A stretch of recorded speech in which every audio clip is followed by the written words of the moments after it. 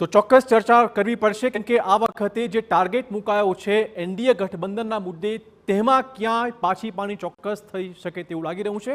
વધુ વાત કરવા જોડાશે અમારા સહયોગી વિકાસ ઉપાધ્યાય। વિકાસભાઈ, ખાસ તો 303 ચોક્કસ બેઠકો હતી ભાજપાની ગયા વખતે, પરંતુ એનડીએ ગઠબંધનની વાત કરીએ તો લાગે છે કે આ વખતે બેઠકો વધી રહી છે, પરંતુ જે ટાર્ગેટ મૂકવામાં આવ્યો છે 400+નો એ લગભગ નહીં પાર પડી શકે। સ્વાભાવિક રીતે જ અબકી બાર 400 પારની જે વાત હતી ચિરાગ, એ લગભગ પૂરો નહીં થઈ શકે। એની પાછળનું મુખ્ય કારણ એ છે કે આખી વાતને તમારે સમજવી પડશે કે બીજેપીનું જે સૌથી વધારે પ્રભુત્વ હતો તો હોલ્ડવાળા જે રાજ્યો છે, તમે એમાં ગુજરાતની વાત કરી શકો, રાજસ્થાનની વાત કરી શકો, મહારાષ્ટ્રની વાત કરી શકો, મધ્યપ્રદેશની વાત કરો, ઉત્તર પ્રદેશની વાત કરી શકો।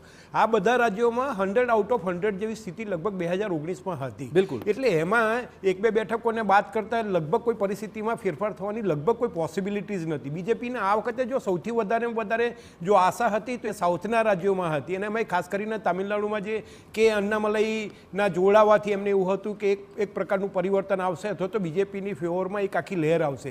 એવું દેખાતું નથી। આ વખતે બી તમે જુઓ તો તામિલનાડુમાં પણ આ જે ઓપિનિયન પોલ છે એમાં 2 બેઠકો બતાવે છે, ગઈ વખતે લગભગ પરિસ્થિતિ બીજેપીની ન હતી। એ સિવાયના બીજા જે સાઉથના રાજ્યો, જે કર્ણાટકની જે વાત કરો, આંધ્રપ્રદેશની વાત કરો, તો ત્યાં બી લગભગ પરિસ્થિતિ યથાવત જેવી પરિસ્થિતિ છે। એટલે સ્વાભાવિક રીતે જ જે અબકી બાર 400 પારની જે વાત હતી એ પૂરી એટલા માટે બી નહીં થઈ શકે કે મેં કહ્યું એમ હિન્દીભાષી રાજ્યોમાં જે એકદમ સેચ્યુરેશન પોઈન્ટ અથવા તો એકદમ 100 આઉટ ઓફ 100 જેવી પરિસ્થિતિ હતી, અને જે નવા રાજ્યોમાં જે એમને એક આશા હતી કે સાઉથની સાથે સાથે નોર્થના રાજ્યોમાં પણ એ લોકોને એક આશા દેખાતી હતી, પણ એ એટલો બધો ગેઇન બીજેપીને નહીં થઈ શકે એવું સ્પષ્ટપણે દેખાઈ રહ્યું છે। ચિરાગ, તો રામ મંદિરનો મુદ્દો છે, વિકાસનો મુદ્દો છે, આ બધા મુદ્દા શું લોકોને સ્પર્શતા નથી? નહીં, મેં કહ્યું એમ, મેં જે હિન્દી ભાષી રાજ્યોની વાત કરી ચિરાગ, કે ગઈ વખતે તમે ઉત્તર પ્રદેશની તમે વાત કરો તો 80 બેઠકોમાંથી બીજેપીને ગઈ વખતે 62 બેઠકો હતી। આ વખતે આપણા જે ઓપિનિયન પોલ છે એમાં 64 બેઠકો દેખાડે છે। એટલે સ્વાભાવિક રીતે જ રામ મંદિરનો મુદ્દો એ અસર કરતો હશે, પણ એનું 2019નું જે પરિણામ હતું એ ઓલમોસ્ટ એની તમામ તાકાત કામે લગાડ્યા પછીનું હતું। એટલે સ્વાભાવિક રીતે જ આ વખતે સમાજવાદી પાર્ટી અને કોંગ્રેસ વચ્ચેનું જે ગઠબંધન થયું છે એના કારણે પણ એ લગભગ 10-11 બેઠકો ઇન્ડિયા ગઠબંધન જીતે એવી શક્યતા છે। એટલે સ્વાભાવિક રીતે જ તમે વાત કરો તો હિન્દીભાષી રાજ્યોમાં પણ બહુ તમે કહી શકો એવું કંઈ આસમાન જમીનનો ફેરફાર થવી કોઈ પોસિબિલિટીઝ નથી। ચિરાગ, બિલકુલ, તો ચોક્કસ ચર્ચામાં રહેશે કે હવે યુપીમાં જે દેશનું સૌથી મોટું રાજ્ય છે, સૌથી વધુ બેઠકો યુપી ધરાવે છે, તેમાં જો રામ મંદિરનો ફાયદો જરાય ન મળતો હોય તો કયા મુદ્દા ચોક્કસ અડશે? આપણી સાથે વિશ્લેષક અજયભાઈ પણ જોડાઈ ગયા છે। અજયભાઈ, જે આપણે ચોક્કસ વિગતવાર રાજ્યોની વાત કરવાની છે, પરંતુ જે ઓલ ઓવર જે આંકડો સામે આવ્યો છે તેમાં સ્પષ્ટ એ વાત થઈ રહી છે કે એનડીએ ગઠબંધન 362 અટકી જશે આ પ્રકારના અત્યારના માહોલ વચ્ચે। હું તો એવું માનું છું કે 362 પણ સહેજ વધારે પડતો આંકડો દેખાય છે, કારણ કે તમે જુઓ કે ભારતીય જનતા પાર્ટીને આ જે ઓપિનિયન પોલ જે છે, ગઈ વખતે ભારતીય જનતા પાર્ટીનો સ્ટ્રાઇક રેટ જે છે એ મોટે ભાગના રાજ્યોમાં 100% હતો। દાખલા તરીકે ગુજરાત તો 26 આઉટ ઓફ 26 હતી, રાજસ્થાન તો 25માંથી 25 મળી હતી, મધ્યપ્રદેશ 29માંથી 28, એક કમલનાથ જે ત્યાંના મુખ્યમંત્રી હતા એના સુપુત્રને બાદ કરતા, હરિયાણા 10માંથી 10 હતી, દિલ્હી 7માંથી 7 હતી, મહારાષ્ટ્ર જે છે 48માંથી 42 બેઠકો, અને એક અપક્ષ જે ભાજપને જોડાઈ ગયું એટલે 48માંથી 43 બેઠક હતી। હવે આ પ્રકારનું પરફોર્મન્સ જે છે એ આ વખતની લોકસભા ચૂંટણીમાં એટલા માટે નથી દેખાતું કે ઉત્તર પ્રદેશ, જેની વાત હમણાં આપણા સાથીદાર વિકાસભાઈ પણ કરતા હતા, ઉત્તર પ્રદેશમાં પણ ભારતીય જનતા પાર્ટી માટે કપરા ચઢાણ છે, કારણ કે રામ મંદિરનો મુદ્દો અત્યારે જ ભારત સરકાર દ્વારા જેને ફૂલ્લી સ્પોન્સર્ડ કરવામાં આવી છે એવી સંસ્થા CSDS જે છે એનો સર્વે એવું કહે છે કે રામ મંદિરનો મુદ્દો માત્ર 8% જેટલો લોકોને સ્પર્શે છે, અને 27% લોકો જે છે એ બેરોજગારીની વાત કરે છે, 23% લોકો જે છે એ ગરીબીની વાત કરે છે, અને 21% લોકો જે છે એ મોંઘવારીની વાત કરે છે। એનો અર્થ એ કે બેકારી, ગરીબી અને મોંઘવારી, આ 3 મુદ્દા જે છે મતદારોના મનમાં જે છે વધુ પડતા હાવી થઈ ગયા છે, અને રામ મંદિરનો મુદ્દો કે ભ્રષ્ટાચારનો મુદ્દો જે છે એ 8% ઉપર છે જ નહીં। એટલે સ્વાભાવિક છે કે ભારતીય જનતા પાર્ટી સામે 10 વર્ષની એન્ટી ઇન્કમ્બન્સી છે, અને એ એન્ટી ઇન્કમ્બન્સી જોતા ભ્રષ્ટાચારના મુદ્દે પણ તમે જુઓ તો ઘણા બધા સમાધાનો કર્યા છે, અને ઇલેક્ટ્રોલ બોન્ડ સહિતના જે બધા મુદ્દા જે છે જે હાવી થઈ રહ્યા છે, ક્રમશઃ ગુજરાત જેવા સ્ટેટમાં પણ જ્યાં અગાઉ કોઈ ફાઇટ નહોતી દેખાતી ત્યાં તમને આજે 6 થી 8 બેઠકો પર ફાઇટ જેવો માહોલ દેખાઈ રહ્યો છે। એટલે ચોક્કસ મને લાગે છે કે 362નો આંકડો જો એનડીએ પાર કરી શકે તો એના માટે બહુ મોટી સિદ્ધિ હશે. પણ આ વખતે ફાઇટ ચોક્કસ ટફ છે, પણ બીજેપીનો હાથ ઉપર છે, એમાં કોઈ બેમત નથી. બિલકુલ, કેટલાક એવા રાજ્યોની આપણે ચોક્કસ આંકડાકીય વાતો કરી લઈએ કે જે રાજ્યો એ ખરેખર સરકાર બનાવવા માટે જે તે પક્ષ માટે બહુ જ મહત્વપૂર્ણ સાબિત થતા હોય છે. ઓપિનિયન પોલ પ્રમાણે દેશના સૌથી મોટા રાજ્યમાં છવાશે ભગવો. આ વખતે પણ ભાજપ અખિલેશ અને માયાવતીને આપી શકે છે બહુ મોટી પછડાટ. યુપીની વાત કરીએ જ્યાં ભાજપ ગઠબંધનને મળી શકે છે 68 બેઠકો. ભાજપ એકલા હાથે જીતી શકે છે અહીંયા 64 બેઠકો. સૌથી વધુ સરપ્રાઇઝ ફેક્ટર સમાજવાદી પાર્ટી આપી શકે તેમ છે. ગત વર્ષે માત્ર 5 બેઠકો જીતેલું સમાજવાદી પાર્ટી આ વખતે લગભગ ડબલ આંકડામાં એટલે કે 11 બેઠકોની આસપાસ જઈ શકે તે પ્રકારના સંકેત મળી રહ્યા છે. બીજી બાજુ પશ્ચિમ બંગાળ અને બિહારની પણ વાત કરી લઈએ તો યુપીના આંકડા પર ટીવી સ્ક્રીન પર છે. એનડીએ ગઠબંધનને 68 બેઠકો, ઇન્ડિયા ગઠબંધનને 12 બેઠકો યુપીમાંથી મળી શકે તે પ્રકારના સંકેત. ટોટલ 80 બેઠકો. આ વખતે અહીંયા ભાજપને પણ થોડો ઘણો ફાયદો લાગી શકે તેમ છે. એનડીએ ગઠબંધનને 68 બેઠકો, 80માંથી 68 બેઠકો અહીંયાથી મળશે. પરંતુ યુપીમાં રામ મંદિરનો મુદ્દો એ બહુ અસર નહીં કરે તેવું સ્પષ્ટ લાગી રહ્યું છે. બીજી બાજુ ઉત્તર પ્રદેશ બાદ સૌથી બેઠકો વધુ ધરાવતા મહારાષ્ટ્રમાં ભાજપ માટે પડકાર છે. મહારાષ્ટ્રની વાત કરીએ એનડીએને 28 અને ઇન્ડિયા ગઠબંધનને 20 બેઠકો મળી શકે તે પ્રકારના સંકેત. સૌથી રસપ્રદ રિઝલ્ટ ઉદ્ધવ ઠાકરેની શિવસેના મુદ્દે આવી શકે તેમ છે. અહીંયા શિવસેનાને 10 બેઠકો મળી શકે તે પ્રકારના સંજોગો છે. બિહારની વાત કરીએ, બિહારમાં એનડીએ 40માંથી 31 બેઠકો પર કબજો જમાવી શકે તેમ છે. પશ્ચિમ બંગાળમાં પણ ભાજપ સ્થિતિ પોતાની આ વખતે મજબૂત કરશે. ભાજપને 20 બેઠકો અને ટીએમસીને 21 બેઠકો મળી શકે તે પ્રકારના સંકેત. તો બિહાર, પશ્ચિમ બંગાળ, મહારાષ્ટ્ર આ તમામ રાજ્યો એવા છે કે જ્યાં ભાજપને ફાયદો મળી શકે તે પ્રકારની સ્થિતિ ચોક્કસ છે. વિકાસભાઈ, જે રીતે આપણે યુપીની ચોક્કસ વાત કરી, પણ ધારો કે બિહારની વાત કરીએ તો ત્યાં તો ચોક્કસ તમે જુઓ કે સાવ સ્વાર્થી ગઠબંધન નીતિશ કુમારને પક્ષમાં લઈ અને એક સ્વાર્થ રાજકીય સાધવાનો પ્રયત્ન થયો હતો. આ ફેક્ટર કેટલું લાગી રહ્યું છે? તમે જુઓ ચિરાગભાઈ કે ભારતીય રાજનીતિમાં બે એક એવા પોલિટિશિયન હતા કે એ સમય પ્રમાણે અથવા તો હવા પ્રમાણે રૂખ બદલનારા હતા.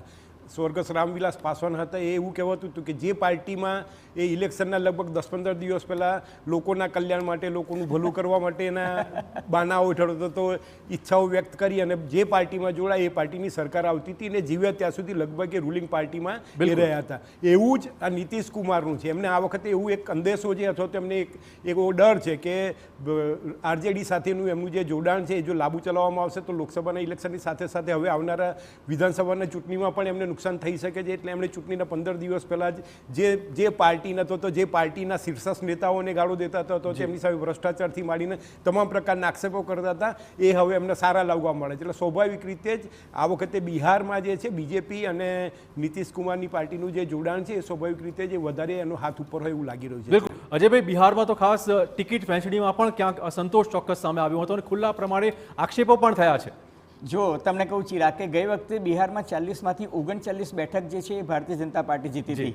બરાબર છે. એનું કારણ એ હતું કે ચિરાગ રામવિલાસ પાસવાન એ ભારતીય જનતા પાર્ટીની સાથે હતા અને નીતિશ કુમાર એમની સાથે હતા. હવે તમે જુઓ કે જો રામ મંદિરના મુદ્દે અને માનનીય વડાપ્રધાન નરેન્દ્ર મોદીના નેતૃત્વ પર જો ભારતીય જનતા પાર્ટી ચૂંટણી જે છે એ સુપડા સાફ કરવાની હોત તો રામ મંદિરનો મુદ્દો જ્યારે ચરમસીમાએ હતો એના એક અઠવાડિયા બાદ જ ભારતીય જનતા પાર્ટીએ પોતે જેને પલટુરામ કહેતા હતા, પોતે જેને વિનાશ પુરુષ કહેતા હતા, એ વિનાશ પુરુષને પલટુરામને રાતોરાત પોતાની પાર્ટીમાં લઈ લીધા.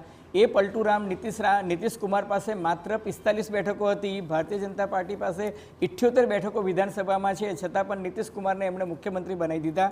કારણ સાફ હતું, કારણ કે સામા પક્ષે તેજસ્વી લાલુ યાદવ અને કોંગ્રેસ પાર્ટીની વોટ બેંક જે હતી મુસ્લિમ, યાદવ અને ઓબીસી વોટ બેંક જવાની હતી. અને તમને યાદ રહે કે નીતિશ કુમાર એક એવી વ્યક્તિ હતા કે જે ઇન્ડી ગઠબંધન અથવા તો ઘમંડિયા ગઠબંધન જેને ભારતીય જનતા પાર્ટી કહે છે એના મુખ્ય આર્કિટેક્ટ હતા.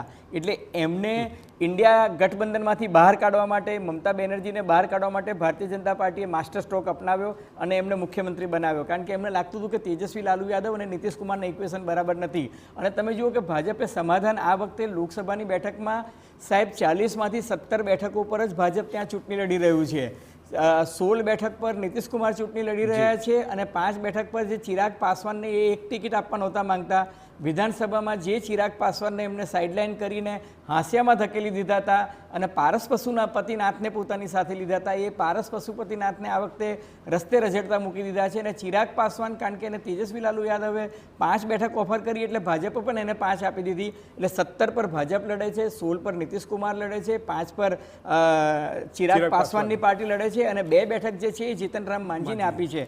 ટૂંકમાં ભારતીય જનતા પાર્ટીએ બિહારમાં પોતાના જ્ઞાતિગત સમીકરણો પણ તમારી આ બધી વાતો પછી નુકસાન નથી થતું એમ તમે સમજો. નુકસાન તો થયું ને, 39 માંથી 31 પર આવી ગયા. પણ બીજેપી જે 17 છે 17 ભાજપને જો જ ફાળે જાય એવું હું લાગી તમને શું રહ્યું કહું છે. છું, નુકસાન છે, પછી ભાજપને હોય કે એના ગઠબંધનને હોય.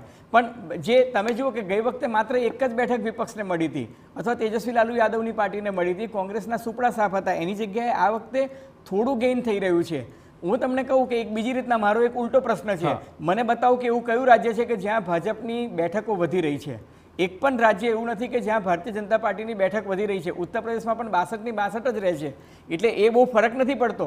ગઈ વખતે ભારતીય જનતા પાર્ટીને 80 માંથી 62 બેઠકો ઉત્તર પ્રદેશમાં મળી હતી અને અપના પશ્ચિમ બંગાળમાં આ વખતે વચ્ચે એવું લાગે છે. પશ્ચિમ બંગાળમાં આ વખતે પશ્ચિમ બંગાળમાં ગઈ વખતે 19 હતી, એની આ વખતે 20 થાય છે. એટલે 19 ની 20 થાય છે અને એ તો પ્લસ માઇનસ નું ડેવિએશન તો હોઈ શકે, પણ 19 ની 20 એ કઈ બહુ મોટો ફાયદો નથી. પણ સામા પક્ષે તમે જુઓ કે મહારાષ્ટ્રમાં ગઈ વખતે 48 માંથી 43 ભાજપની હતી, એ મહારાષ્ટ્રમાં આ વખતે 20 બેઠકો ઇન્ડિયા ગઠબંધનને મળે છે. એટલે એનો અર્થ એ કે તમે શરદ પવારની પાર્ટીના 2 ભાગલા પાડ્યા, તમે શિંદે અને ઉદ્ધવ ઠાકરે નામના 2 ફાડિયા શિવસેનાના કર્યા અને તમે મહાવિકાસ અઘાડી વિરુદ્ધ મહાયુતિ જે બનાવી, એનો ફાયદો તમને નથી દેખાતો મહારાષ્ટ્રમાં. 48 માંથી તમે 28 બેઠકો જ એનડીએ ગઠબંધન લાવી રહ્યું છે, 20 બેઠકો તો ઇન્ડિયા ગઠબંધન લાવી રહ્યું છે. એટલે મહારાષ્ટ્રમાં જે 48 માંથી 43 નો સ્કોર હતો, એ સ્કોર નથી ભારતીય જનતા પાર્ટીનો દેખાતો. પશ્ચિમ બંગાળની થોડી વાત કરીએ. ખાસ તો વિકાસભાઈ, જે રીતે પશ્ચિમ બંગાળનો આંકડો છે એમાં ગઠબંધન લગભગ નથી. તમે જુઓ ટીએમસી એક રાતે જંપલાવે છે, કોંગ્રેસને 1 બેઠક મળશે તેવું અનુમાન છે, ટીએમસી ખાસું કાઠું કાઢશે 21 બેઠકો. એટલે સૌથી વધુ બેઠકો આ પક્ષ અહીંયા ટૂંકમાં જે જમાવટ છે કરવાનું છે.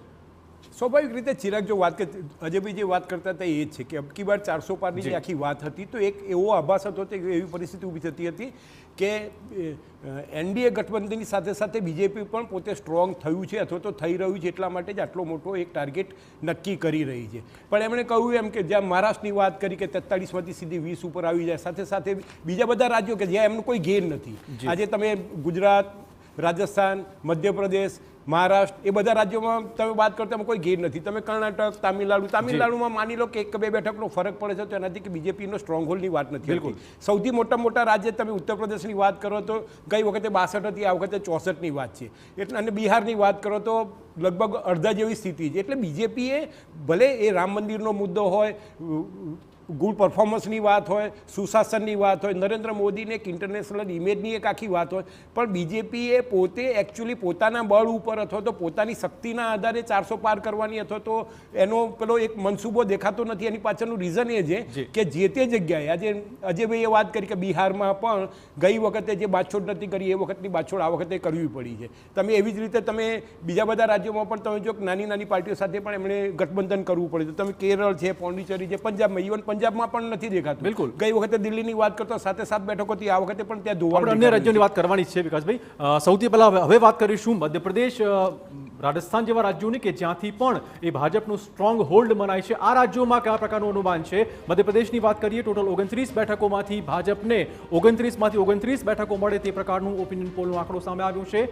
કોંગ્રેસ અને અધર્સને અહીંયા બહુ જ મોટો ફટકો પડી શકે તેમ. રાજસ્થાનમાં બેઠકો 25, ભાજપને 19, કોંગ્રેસને 5. અહીંયા રાજસ્થાનમાં ભાજપને ચોક્કસ નુકસાન ચોક્કસ લાગી રહ્યું છે, આ વખતે થઈ શકે તેમ છે. અને હરિયાણાની 10 બેઠકોની વાત કરીએ, હરિયાણામાં બીજેપીને 9 અને કોંગ્રેસને 1 બેઠક મળવાની છે. અહીંયા પણ લગભગ ભાજપને નુકસાન છે 1 બેઠકનું ગયા વખત કરતા ચોક્કસ. તો આ એ પ્રકારના સ્ટેટ છે કે જ્યાં ભાજપનો સ્ટ્રોંગ હોલ્ડ મનાતો હોય છે, પરંતુ આ વખતે તમે જુઓ રાજસ્થાન હોય, હરિયાણા હોય કે મધ્યપ્રદેશ હોય, ત્યાં ક્યાંક ને ક્યાંક નુકસાન ચોક્કસ ભાજપને થઈ શકે તેવું લાગી રહ્યું છે. વિકાસભાઈ, રાજસ્થાનની વાત કરીએ, કેમ કે ગુજરાતને અડીને આવેલું રાજ્ય જ્યાં ક્લીન સ્વીપ ગયા વખતે હતી, આ વખતે એવું નહીં થાય એવું લાગી રહ્યું છે. નહીં થાય. અંડર કરન્ટ્સ અલગ જ પ્રકારના ચાલી રહ્યા છે. તમને હું એક ખ્યાલ આપું તો બાડમેરમાંથી અત્યારે જે કેન્ડિડેટ ચૂંટણી લડી રહ્યો છે રવિન્દ્રસિંહ ભાટી, એની પોપ્યુલારિટી અથવા તો નોમિનેશન ફાઇલ કરતી વખતે એની જે પબ્લિક મિટિંગ હતો તો તમે એની તમે રેલી તમે જુઓ તો તમને એક એવું થાય કે કોઈને પણ છાતીના પાટિયા બેસી જાય. આ એ જ લીડર છે. કેટલીક વખતે ટિકિટ ડિસ્ટ્રીબ્યુશનથી માંડીને એને પ્રમોટ કરવા માટેની વાત હોય. આ એ જ રવિન્દ્રસિંહ ભાટી છે કે વિધાનસભાની ચૂંટણી વખત એના 10 દિવસ પહેલાં જે બીજેપીમાં જોડાયો હતો અને એને ટિકિટ નહીં મળી એટલે ઇન્ડિપેન્ડન્ટ એ સીયુ બેઠક ઉપર વિધાનસભાની સીયુ બેઠક પરથી ચૂંટણી લડ્યા અને બીજેપી ત્યાં 3જા નંબરે એના ચૂંટણી જીત્યા હતા. આ એ જ વ્યક્તિ છે.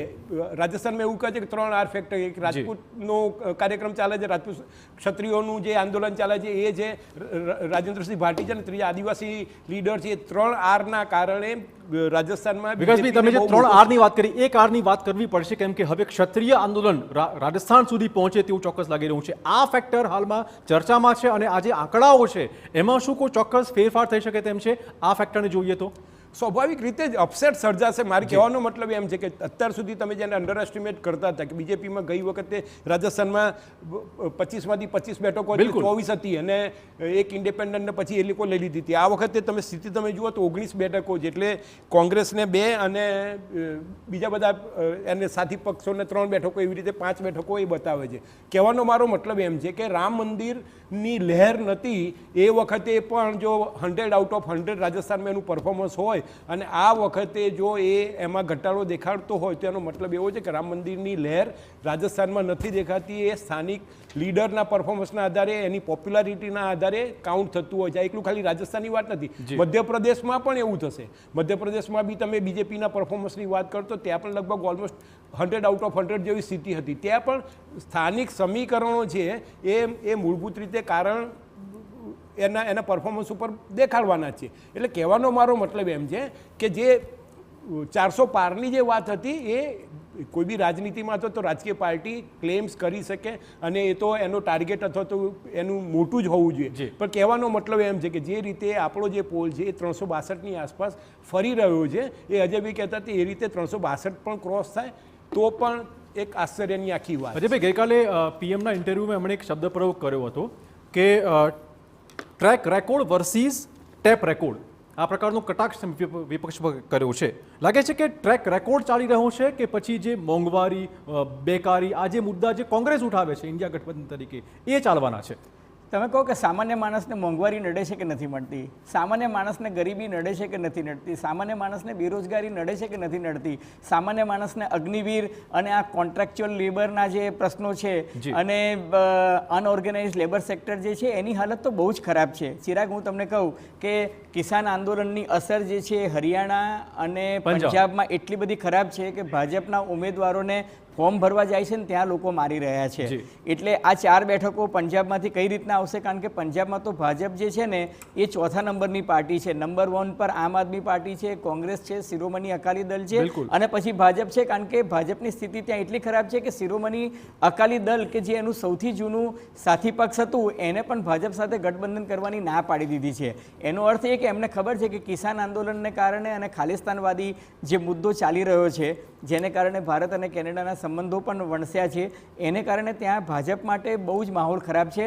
અને હરિયાણામાં પણ સ્થિતિ એવી હતી કે હરિયાણામાં ખુદ વડાપ્રધાન નરેન્દ્ર મોદીએ ત્યાંના મુખ્યમંત્રી જે છે ખટ્ટરને બદલી અને એમને કરનાલ બેઠક પરથી ચૂંટણી લડવા માટે મોકલી દીધા છે. મુખ્યમંત્રી બદલવાનું કારણ જે હતું કે હરિયાણામાં ભાજપ માટે સ્થિતિ ખરાબ હતી અને હરિયાણામાં 10માંથી 7 ઉમેદવાર જે મૂક્યા છે ને એ 7 ઉમેદવાર કોંગ્રેસના આયાતી ઉમેદવાર છે. ભાજપને પોતાના ઉમેદવાર પણ નથી મળતા. અને જે નવીન જિંદાલ કે જેને એ કોલ સ્કેમમાં 2014માં કિંગપિન ગણતા હતા, એ નવીન જિંદાલને ભારતીય જનતા પાર્ટીએ જેમ નીતિશ કુમાર સાથે સમાધાન કરવું પડ્યું બિહારમાં, એમ હરિયાણામાં સમાધાન કરીને નવીન જિંદાલને પોતાની પાર્ટીમાં લાવવા પડ્યા છે. જો ભારતીય જનતા પાર્ટી એટલી મજબૂત હોય હરિયાણામાં 10માંથી 10 સીટ જીતવાની હોય તો શું કામ કોંગ્રેસના આયાતી ઉમેદવારો લઈને આવે છે? એનો અર્થ સાફ છે કે ત્યાં એમની સ્થિતિ ખરાબ છે. જ્યાં ભાજપને ફાયદો મળવાની અપેક્ષાઓ છે, દક્ષિણ જો સૌથી વધુ મહેનત કરી છે દક્ષિણના રાજ્યોમાં, નરેન્દ્ર મોદી ખાસી રેલીઓ પણ કરી છે અને હજુ કરવાના છે, પરંતુ દક્ષિણ ભારતમાં કયા પ્રકારના આંકડાઓ સામે આવે છે તેની વાત કરતા રહીશું. સમય છે એક બ્રેકનો. તો વિરામ પછી આપનું સ્વાગત છે. વાત કરીશું હવે એવા રાજ્યો વિશે જે રાજ્યો નાના છે પરંતુ ત્યાં પણ ભાજપ ચોક્કસ મહેનત કરી રહ્યું છે. અલગ અલગ રાજ્યોની વિગતવાર આપને આંકડા આપવાનો પ્રયત્ન કરીશું. કેવી રીતે ફાઇનલ ઓપિનિયન પોલના આંકડા સામે આવ્યા છે. ઓડિશાની બેઠકોની વાત કરીએ તો ઓડિશામાં ભાજપને 14 બેઠકો મળી શકે તેમ છે. કોંગ્રેસને 1 બેઠક, બીજેડીના ફાળે 6 બેઠકો આવી શકે તે પ્રકારનું અનુમાન હાલમાં સામે આવ્યું છે. આસામની વાત કરીએ 14 બેઠકો, એનડીએના ગઠબંધનને 12 બેઠકો, કોંગ્રેસને 1 બેઠક જ્યારે અન્ય પક્ષને 1 બેઠક મળવાની શક્યતાઓ છે. આસામની વાત કરીએ 14 બેઠકોમાંથી એનડીએને 12, કોંગ્રેસને 1, અધર્સને 1 બેઠક મળી શકે તેમ છે. તો આ બધા રાજ્યોમાં દિલ્હીની વાત કરીએ, દિલ્હીમાં 7 બેઠકો, ભાજપના ફાળે 6 બેઠકો આવે તે પ્રકારનું અનુમાન, કોંગ્રેસને માત્ર 1 બેઠક મળી શકે તે પ્રકારની શક્યતાઓ હાલમાં સામે આવી રહી છે. આ અલગ અલગ રાજ્યોમાંથી જે આંકડાઓ સામે આવી રહ્યા છે, દિલ્હી છે, આસામ છે. હિમાચલની વાત કરીએ, હિમાચલ પ્રદેશની 4 બેઠકોમાંથી ભાજપના ફાળે 4 બેઠકો જાય તેવી શક્યતાઓ લાગી રહી છે. 4 બેઠકો હિમાચલ પ્રદેશમાં ભાજપના ફાળે જશે. ઉત્તરાખંડની 5 બેઠકોની વાત કરીએ, જ્યાં ભાજપને 5 બેઠકો આ વખતે મળે તેવું અનુમાન લગાવાઈ રહ્યું છે. આ ફાઇનલ ઓપિનિયન પોલના આંકડાઓ ઉત્તરાખંડ, હિમાચલમાં ક્લીન સ્વીપ તરફ ભાજપ જતું હોય તેવું સ્પષ્ટ લાગી રહ્યું છે. જમ્મુ કાશ્મીરની 5 બેઠકોની વાત કરીએ, ત્યાં એનડીએ ગઠબંધનને 2 બેઠકો, JKNCના ફાળે 3 બેઠકો આવે તે પ્રકારનું હાલમાં ઓપિનિયન પોલના આંકડાઓ આપણને બતાવી રહ્યા છે. જમ્મુ કાશ્મીરમાં પણ 2 બેઠકો એનડીએના ફાળે જશે. વિકાસભાઈ, આ જે રાજ્યો છે એમાં કયા પ્રકારનું ગણિત હાલમાં કામ કરી રહ્યું છે? જો એક વસ્તુ એવી છે કે હવે બીજેપીનો જે ગેઇન છે એ તમે એમ કહી શકો છો કે ઓડિશા છે, આસામ છે, છત્તીસગઢ છે, સાથે સાથે તેલંગાણા છે, આંધ્રપ્રદેશ છે, એવા બધા રાજ્યોમાં છે. પણ તમે આપણા જે ઓપિનિયન પોલ છે તમે જુઓ, હું તમને આંકડા સાથે તમને કહેવા માગું છું કે ઝારખંડમાં 14 બેઠકોમાંથી ગઈ વખતે બીજેપીને 11 બેઠકો હતી, આ વખતે કેટલી બતાવે છે? 12 બતાવે છે. ઓડિશામાં ગઈ વખતે 8 હતી, આ વખતે 14 બેઠકો બતાવે છે. તમે છત્તીસગઢમાં તમે જુઓ 11માંથી 11 બેઠકો ગઈ વખતે, આ વખતે 9 બેઠકો બતાવે છે. આસામમાં 14માંથી બીજેપીને 11 બેઠકો તો આ વખતે 9 બેઠકો બતાવે છે. એટલે ડ્રાસ્ટિકલી એવો કોઈ ચેન્જ નથી દેખાતો. કોઈ બી રાજ્યોમાં 1-2 બેઠકોમાં પ્લસ માઇનસ થાય એ બહુ મોટું નથી દેખાતું. આ વખતે સામાન્ય સંજોગોમાં બીજેપીને એવી આશા હતી કે એના જે હિન્દીભાષી રાજ્યો પરની જે પકડ છે એ કાયમ રહે, અકબંધ રહે. સાથે સાથે સૌથી મોટું જે ફેક્ટર અજયભાઈએ કહ્યું એમ મહારાષ્ટ્રમાં હતું કે મહારાષ્ટ્રમાં જે રીતે શિવસેનામાં 2-3 ભાગલા પડ્યા, એનસીપીમાં 2-3 ભાગલા પડ્યા અને બીજેપી પણ એને એકચ્યુઅલી એ ડ્રાઇવિંગ સીટની જગ્યાએ બેક સીટ ઉપર આખી એની પરિસ્થિતિ થઈ ગઈ. એટલે જો મહારાષ્ટ્રમાં જો એની પરિસ્થિતિને જો સાચવે નહીં તો એમાં ખાસો 15-20 બેઠકોનો ઘટાડો થઈ શકે. એ થયો જ. 370ની કલમનો જે મુદ્દો ઉઠાવે છે એનો કોઈ ચોક્કસ બેનિફિટ આ રાજ્યોમાં, પહાડી રાજ્યોમાં મળી રહ્યો છે? ના, તમે જુઓ કોઈ પણ રાજ્યોમાં એવા તમે એવું નથી કહી શકતા કે વિધાનસભાની 12 બેઠકો તો લોકસભાની 12 કે 14 બેઠકો, 14 બેઠકો બીજેપી આવું જોયું એક પણ સ્ટેટ નથી. જે પણ જગ્યાએ તમે ઉત્તરાખંડની વાત કરો, તમે ઝારખંડની વાત કરો, તમે આસામની વાત કરો, તમે ઓડિશાની વાત કરો, દરેક રાજ્યમાં ગઈ વખતે માની લો હોય એના કરતાં 1 કે 2 બેઠકો પ્લસ માઇનસ બતાવે છે. બીજેપીને આ વખતે સૌથી મોટો દારોમદાર છે સાઉથના રાજ્યોમાં હતો ને એમાં પણ ખાસ કરીને એના તામિલનાડુમાં સૌથી મોટો દારોમદાર હતો. અને એની પાછળનું મુખ્ય રીઝન એ જ હતું કે અન્નામલાઈ કરીને જે સૌથી ત્યાંનો જેણે રાજીનામું આઈપીએસ ઓફિસર તરીકે રાજીનામું આપીને રાજનીતિમાં જોડાય છે, પોતાની પોલિટિકલ પાર્ટીઝ હતી અને એને બીજેપીમાં હવે સ્ટેટ પ્રમુખ બનાવ્યા છે. એના કારણે એમને એવું લાગતું હતું અથવા તો એવું લાગી રહ્યું છે કે તામિલનાડુમાં કદાચ ન ભૂત ન ભવિષ્યથી જેવી પરિસ્થિતિ સર્જાય. સૌથી સારામાં સારું પરફોર્મન્સ એ બીજેપીનું આંધ્ર પ્રદેશ જે છે એમાં ભારતીય જનતા પાર્ટીએ ચંદ્રાબાબુ નાયડુ સાથે ગઠબંધન કર્યું છેલ્લી ઘડીએ, પણ એનો ફાયદો જે છે એ ઇન્ડિયા ગઠબંધનને જેટલો મળવો જોઈતો હતો એનડીએ ગઠબંધનને એની કરતાં ઇન્ડિયા ગઠબંધનનો ફાયદો વધારે મળી રહ્યો છે. દક્ષિણના રાજ્યોની વિગતવાર આંકડાકીય ચોક્કસ વાત કરવાની છે, પણ ઓડિયન્સ જોઈને બેઠું છે ગુજરાતમાં ચિત્ર કયા પ્રકારનું રહેશે. ગુજરાતની 26 બેઠકોમાંથી કેટલી બેઠકો ભાજપને, કેટલી બેઠકો કોંગ્રેસને મળવાની છે, આપણે આ વિશે વાત કરીશું. પણ તે પહેલા સમય છે એક બ્રેકનો. પર આપ જોઈ રહ્યા છો ફાઇનલ ઓપિનિયન પોલ અને હવે વારો છે ગુજરાત રાજ્યનો. ગુજરાતની 26 બેઠકોમાં શું થઈ રહ્યું છે? ગુજરાતમાં ફરીવાર બીજેપી કરી શકે છે ક્લીન સ્વીપ. ત્રીજી વખત 26 બેઠકો ભાજપ જીતી શકે છે. ભાજપના તમામ ઉમેદવારો સાંસદ બની જશે તે પ્રકારની શક્યતા. આપ અને કોંગ્રેસનું ગઠબંધન કોઈ ફેર ન પાડી શકે.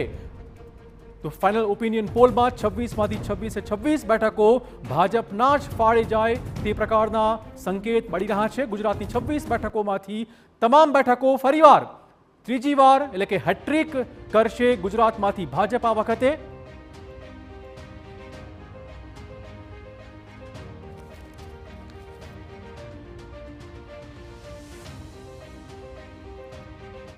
તો આપને બતાવીશું ગુજરાતની 26 બેઠકો જ્યાં ભાજપના ઉમેદવાર જીતે તે પ્રકારનું ફાઇનલ ઓપિનિયન પોલ બતાવી રહ્યું છે. ગુજરાતની 26 બેઠકો અમદાવાદ પૂર્વ, અમદાવાદ પશ્ચિમ, ગાંધીનગર, મહેસાણા, બનાસકાંઠા, પાટણ, સાબરકાંઠા, રાજકોટ, જૂનાગઢ, જામનગર, ભાવનગર, અમરેલી આ તમામ બેઠકો ગુજરાતની 26 બેઠકો છે.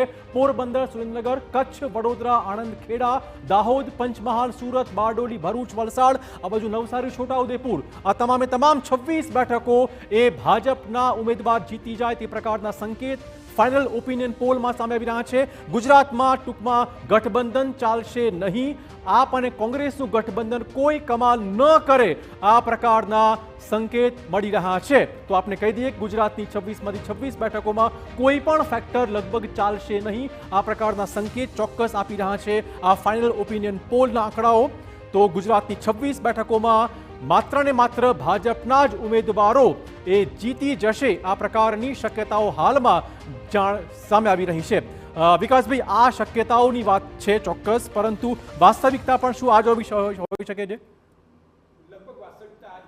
પાછળનું મુખ્ય કારણ એ છે કે લગભગ કોંગ્રેસના ત્રણેક જે ઉમેદવારો છે, ખાસ કરીને બનાસકાંઠાની તમે વાત કરો, જ્ઞાનીબેન છે, પાટણના જે ઉમેદવાર છે એ, અને સાથે સાથે આણંદના જે ઉમેદવાર છે અમિત ચાવડા, નિશંક એ મજબૂત ઉમેદવાર છે. પણ રાજનીતિમાં અને બીજું ખાસ કરીને ઇલેક્શનની આખી જે પ્રોસેસ છે એમાં તમારી પાસે હજારો કાર્યકર્તાઓની ફોજ જોઈએ જે બીજેપી પાસે છે. આજે બીજેપીએ ચૂંટણીના લગભગ 2 મહિના પહેલાં આખો જે ભરતી મેળો શરૂ કર્યો તેની પાછળનું રીઝન શું હતું? એને એવું હતું કે કોંગ્રેસને બીજી કોઈ રીતે તમારે એને પરાસ્ત ના કરવી હોય તો તમે કમસે કમ એના નાનામાં નાના કાર્યકરને તમે તમારી પાર્ટીમાં તમે ભેળવી દો. એટલે સ્વાભાવિક રીતે જ આજે એક બૂથ ઉપર 5, 7 કે 10 કાર્યકર્તાઓ જોઈએ. કોંગ્રેસને મોટાભાગના બૂથો ઉપર એને પોતાના કાર્યકરો રાખવા માટેની જગ્યા નથી. બીજેપી એક આખું એવું મિકેનિઝમ ગોઠવે છે કે જે લોકો ફ્લોટિંગ અથવા તો જે લોકો આઈડલ વોટર છે એમને એમના પોતાના ઘરેથી સવારના પરમાં 8 વાગ્યાથી લઈને 12 વાગ્યા સુધી એમાં લઈ આવવાના, એમને વોટિંગ કરાવડાવવાનું, વોટિંગ કરાવડાવ્યા પછી એમને ઘરે લઈ જવાની આ પ્રકારની એક આખી વ્યવસ્થા જે બીજેપી કરે છે કોંગ્રેસ પાસે લગભગ કોઈ જગ્યાએ નથી.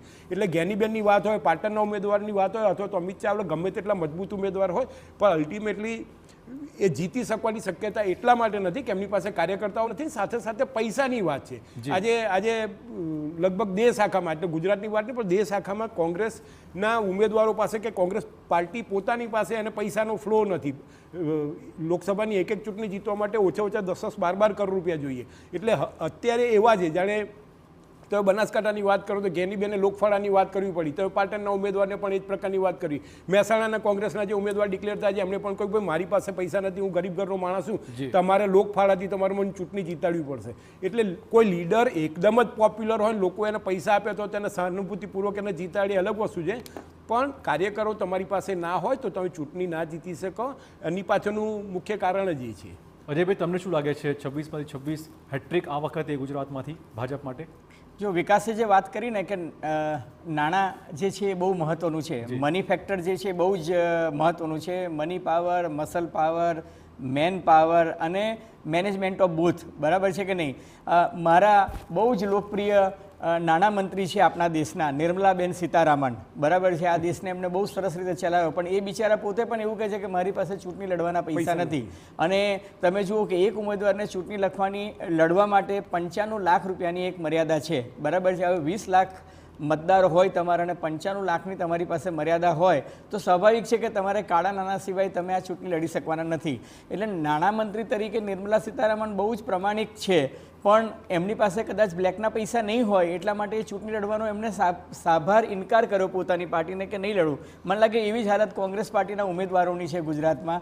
સાબરકાંઠા છે, બનાસકાંઠા છે, પાટણ છે, આણંદ છે, વલસાડ છે, દાહોદ છે, અહીંના ઉમેદવારો પ્રમાણમાં મજબૂત છે, પણ એમની પાસે મની પાવર નથી, મસલ પાવર નથી, સંગઠનની તાકાત નથી. આજે ભારતીય જનતા પાર્ટી પાસે તો માઇક્રો મેનેજમેન્ટ છે, એમની પાસે ગઠબંધન કર્યું છે એ બી કશું કામ નહીં લાગે? આપ સાથેનું ગઠબંધન જે કર્યું છે, શું કહો છો? ગઠબંધન જે કર્યું છે, ગઠબંધન જે છે 2 બેઠકો છે, આમ આદમી પાર્ટી ભરૂચમાં અને ભાવનગરમાં ધ્યાન આપે છે, કોંગ્રેસ પાર્ટી પોતાનામાં ધ્યાન આપે છે. પણ એક તો ચૂંટણી પહેલા જેમ વિકાસે કહ્યું ને કે બધા નાના મોટા કાર્યકર્તાઓને પણ હવે તો એટલે કોંગ્રેસની જોડે આપના કાર્યકર્તાઓ પણ જઈ રહ્યા છે રોડ શોમાં. તમે જુઓ ચિરાગ કે ગઈકાલે સોમા ગાંડા પટેલ કે જેને 2020માં કોંગ્રેસ પાર્ટીએ કાઢી મૂક્યા હતા, એમણે પહેલા જાહેરાત કરી કે હું કોંગ્રેસમાંથી રાજીનામું આપું છું. કેટલી હાસ્યાસ્પદ વાત હતી. અને ગઈકાલે એમણે ભાજપનો ખેસ પહેરી લીધો.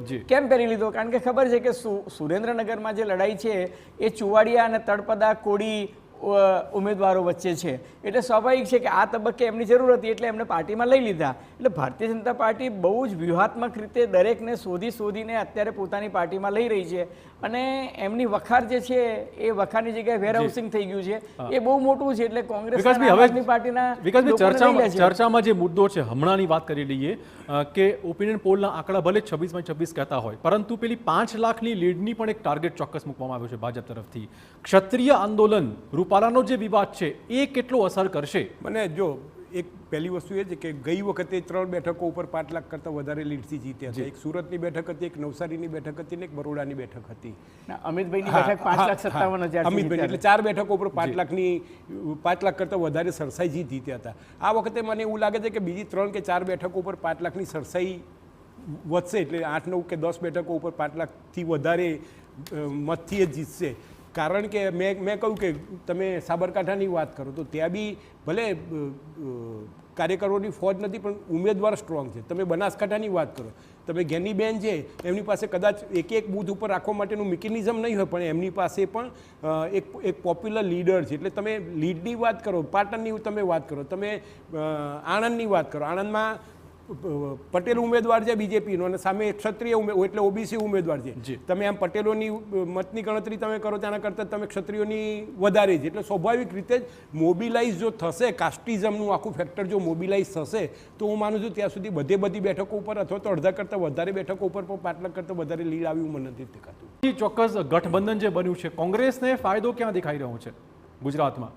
કશું જ નહીં, લગભગ નથી. કોંગ્રેસને તો શું છે, બગા સુખાતા પત્તા મળે એવી કોઈ સ્થિતિ થાય તો થાય. અને કોંગ્રેસ પાર્ટીના કોઈ સિમ્બોલના કારણે કોઈ ચૂંટણી નથી લડતું. તમે પાર્ટીની વાત કરો, આ વખતે તો આયરની એ છે કે ખાલી ગુજરાત એકલાની વાત નથી કરતો ચિરાગભાઈ, દેશ આખામાં સ્થિતિ એવી થઈ છે કે કોંગ્રેસના સિમ્બોલ ઉપર કોઈ ચૂંટણી લડવા માટે તૈયાર નથી. રીઝન એ છે કે અત્યાર સુધી કોંગ્રેસ પાર્ટી એને માની લો કે એને 50 લાખ કે 1 કરોડ રૂપિયા પણ આપતું હતું. આ વખતે તો સ્થિતિ એવી થઈ છે કે એક કેન્ડિડેટને કંઈ પૈસા આપી શકે એવી સ્થિતિમાં નથી. એટલે જે કેન્ડિડેટ આર્થિક રીતે સદ્ધર છે, જેને ઊંડે પણ એક એવી આશા છે કે હું જો જોર લગાવીને મારી પોતાની તાકાત ઉપર હું ચૂંટણી જીતી જઈશ, એવા અથવા તો જે વર્ષોથી કોંગ્રેસ સાથે સંકળાયેલ છે, લાઈક એસ પરેશ ધાનાણીએ પોતાના અંગત કારણોસર અને ફેમિલીના રીઝન આપીને એવું કહ્યું કે મારે ચૂંટણી નથી લડવી.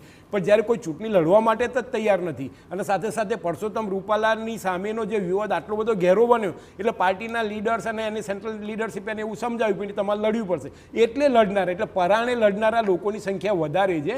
અને એટલે જ હું કહું છું કે એમાં જો મળે તો ઇન્ડિવિડ્યુઅલ લીડર્સની અથવા તો કેન્ડિડેટની પોતાની તાકાતના આધારે મળશે. કોંગ્રેસનો આમાં કોઈ રોલ નથી. પણ અજયભાઈ, ભાજપમાં આ વખતે ઘણા વખત પછી જોવા મળ્યું કે ભાજપમાં ભડકો થયો હોય, કાર્યકર્તામાં અસંતોષ ચોક્કસ પેદા થયો હોય, 2 બેઠકો પર ઉમેદવાર બદલવા પડ્યા છે. આ બધા જે ફેક્ટર છે એ ક્યાંય કામમાં નહીં આવે? એટલે કામમાં આવશે જ ને, કારણ કે જો વડોદરામાં કે સાબરકાંઠામાં તમે જુઓ, સાબરકાંઠામાં હજુ પણ કંઈ બધું સખડ દખડ જ ચાલે છે. વડોદરામાં પણ ક્યારેક તમે જુઓ કે જીતુ સુખડિયા ભૂલથી પોતાનો કોઈક મેસેજ જે છે એ ફોરવર્ડ કરી નાખે છે અને કહે છે કે એકાદ બેઠક ભાજપ હારી જાય તો એનાથી શું ફરક પડશે, પણ ઉપરના નેતાઓને ખબર તો પડવી જોઈએ કે ગમે તેને ના મૂકી શકાય ઉમેદવાર તરીકે. આ અમરેલીમાં કાનાબાર જે છે, ડૉક્ટર કાનાબાર, જે ભારતીય જનતા પાર્ટીના એક જમાનામાં અમરેલી જિલ્લાના પ્રમુખ હતા, એ પોતે કહે છે કે મેરિટના આધારે કંઈ જ નહીં, 1 બેઠક આહિરને આપી દો અને 2 બેઠક કોડીને આપી દો અને 3 બેઠક પટેલોને આપી દો અને 4 બેઠક એમ કે ઓબીસીને આપો. આ કઈ રીતના ચાલે? એટલે આ જે વાત છે એ પાર્ટીમાંથી અંદરના વિરોધના સૂર ઉતર્યા છે ને, કારણ કે તમે કોંગ્રેસ મુક્ત કરી દીધું પણ ભાજપ જે છે એ કોંગ્રેસ યુક્ત થઈ ગયું છે.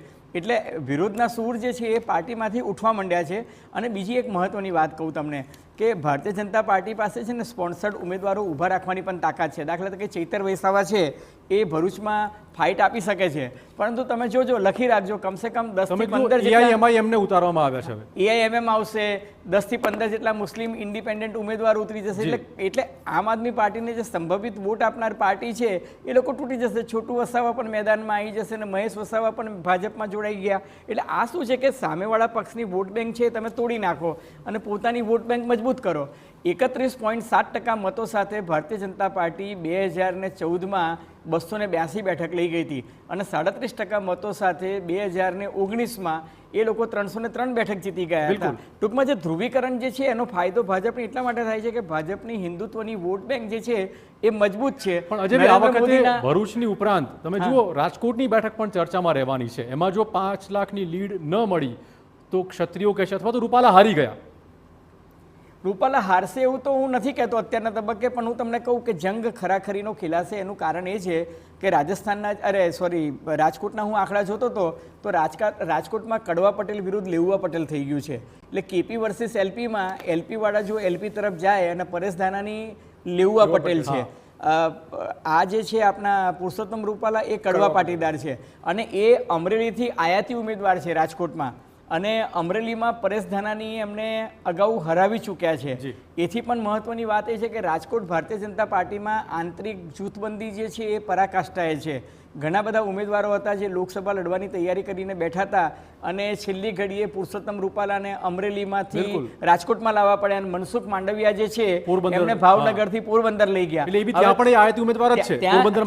એટલે શું કે જે ઉમેદવારને હતું કે મને પોરબંદરથી મળશે કે રાજકોટથી મળશે એ સમીકરણ બગડી ગયા. બીજું કે ક્ષત્રિય મતદારોની સંખ્યા ક્ષત્રિય અને રાજપૂત બંનેની ત્યાં જુઓ તો 1,45,000 ક્ષત્રિય અને રાજપૂત મતો જે છે એ રાજકોટ મત વિસ્તારમાં છે અને લેઉવા પાટીદારોની સંખ્યા જે છે એ કડવા પાટીદારો કરતાં 2.5 ગણી વધારે છે. 1,56,000 જેટલા કડવા છે તો એની સામે 3,97,000 જે છે લેઉવા છે. પ્લસ તમે મુસ્લિમ વોટ ગણો, પ્લસ તમે દલિત વોટ ગણો. એટલે જો પરેશ ધાનાની કોંગ્રેસની પરંપરાગત વોટ બેંકને હાથમાં રાખશે, તમને યાદ હોય તો 2009માં કિરણ પટેલ જે છે એ નરેન્દ્ર મોદી જ્યારે ગુજરાતના મુખ્યમંત્રી હતા અને એમનો કારકિર્દીનો સૂર્ય એકદમ મધ્યાહને હતો, ગુજરાતમાં સૌથી લોકપ્રિય હતા, છતાં કિરણ પટેલ જે છે એની સામે કુંવરજી બાવળિયા કોળી ઉમેદવાર જીતી ગયા હતા. એનો અર્થ એ કે ત્યારે પણ લેઉવા પાટીદારોએ કિરણ પટેલ કડવા પાટીદારને મત નહોતા આપ્યા. એટલે ફાઇટ ચોક્કસ થશે, હારી જશે એવું નથી કહેતો. બિલકુલ, આપણે વાત કરવાની છે હવે એ રાજ્યો વિશે કે જ્યાં ભાજપ ખૂબ મહેનત કરી રહ્યું છે. આ રાજ્યો એટલે કે દક્ષિણના રાજ્યો જ્યાં ખરેખર ભાજપે ખૂબ મહેનત કરવી પડશે તેવું સ્પષ્ટ લાગી રહ્યું છે. દક્ષિણ રાજ્યોમાં કયા પ્રકારના આંકડાઓ સામે આવ્યા છે આ વિશે વાત એક બ્રેક બાદ. આપ જોઈ રહ્યા છો ફાઇનલ ઓપિનિયન પોલ અને હવે વાત કરીશું દક્ષિણના 5 મહત્વપૂર્ણ રાજ્યો વિશે કે જ્યાં ભાજપે ખાસો મહેનત કરવો પડી છે. દક્ષિણ ભારતના ભાજપની સ્થિતિ મજબૂત થઈ શકે છે આ પ્રકારના સંકેત આપી રહ્યા છે ઓપિનિયન પોલ. તમિલનાડુમાં ભાજપ પ્રથમ પગ પેસારો કરે તેવી આ વખતે પૂરેપૂરી શક્યતાઓ લાગી રહી છે. કર્ણાટકની વાત કરીએ જ્યાં ભાજપને થોડું નુકસાન એટલે એકાદ બેઠકનું નુકસાન થાય તેવું સ્પષ્ટ લાગી રહ્યું છે. તેલંગાણામાં ભાજપમાં જૈસે થે જેવી પરિસ્થિતિ આ વખતે રહેશે તેવું સ્પષ્ટ અનુમાન સામે આવી રહ્યું છે. કેરળની વાત કરીએ જ્યાં આશ્ચર્યજનક પરિણામો ચોક્કસ કેરળમાંથી ભાજપ માટે આવી શકે તેમ છે. પહેલી વખત કેરળમાં ભાજપ બેઠક જીતી શકે છે. તો આંધ્રપ્રદેશની વાત કરીએ જ્યાં એનડીએની સ્થિતિ મજબૂત લાગી રહી છે આ વખતે. તો આ એ રાજ્યો છે, લગભગ 129 બેઠકો આ રાજ્યોમાંથી આવે છે. ભાજપ માટે આ જે ગઢ છે એ સર કરવો ખૂબ જરૂરી બની રહે છે કેમ કે ભાજપે ખાસી મહેનત આ દક્ષિણ રાજ્યોમાં કરવાનું બાકી છે અને અહીંથી જ વધુ અપેક્ષાઓ તેને ચોક્કસ ભાજપને લાગી રહી છે. તો અજયભાઈ, લગભગ જે બેઠકોની વાત કરીએ 303માં 67 બેઠકો હજી ખૂટે છે. તમે જુઓ 370નો આંકડો મેળવવા માટે આ 67 બેઠકો જો મેળવવી હશે તો આ 5 રાજ્યો પર દારોમદાર રાખવો પડશે. તમે જુઓ કે ભારતીય જનતા પાર્ટીએ આજથી લગભગ 2-2.5 વર્ષ પહેલા દક્ષિણાયન કર્યું હતું અને એ દક્ષિણાયન કર્યું ત્યારે ભારતીય જનતા પાર્ટીને એ જ હતું કે આપણે દક્ષિણના 5 રાજ્યો જે છે કેરળ છે, કર્ણાટક છે, તેલંગાના છે, તામિલનાડુ છે, આંધ્રપ્રદેશ છે અને પુડુચેરીની જે એક કેન્દ્રશાસિત પ્રદેશની બેઠક છે, આ કુલ જે 134 બેઠકો છે એમાં એમ કે આપણે ફોકસ કરીએ તો ત્યાંથી એમ કે મેક્સિમમ બેઠકો આપણે લાવી શકીએ. ગઈ વખતે કર્ણાટકમાં 28માંથી 25 બેઠકો ભારતીય જનતા પાર્ટીને મળી હતી અને એને બાદ કરતાં આ બાકીના જે 4 રાજ્યો છે એમાં પુડુચેરીની એકને બાદ એટલે એડ કરી એટલે કુલ 34 બેઠકો ભાજપને મળી હતી. આ વખતે ભાજપ જો 370નો આંક આગળ લઈ જવા માંગતી હોય તો પોતાનો સ્ટ્રાઇક રેટ જે છે એ 34ની જગ્યાએ એમને 68 કરવો પડે. પરંતુ તકલીફ એ થઈ કે આ વખતે સાઉથમાં કર્ણાટકમાં ભાજપ જે છે એ વિધાનસભાની ચૂંટણી 1 વર્ષ પહેલાં હારી ગયું અને બહુ બુરી તરહ હાર્યું.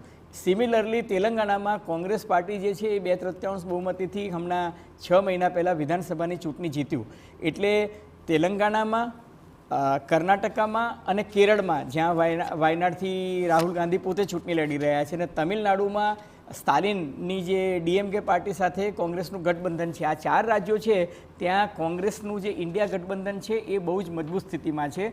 એટલે ભારતીય જનતા પાર્ટી ખાસ કરીને તમિલનાડુમાં જે થોડા સમય પહેલાં વિકાસભાઈએ પણ વાત કરી કે મહેનત કરી રહી છે, પણ એ મહેનત કેવો રંગ લાવશે.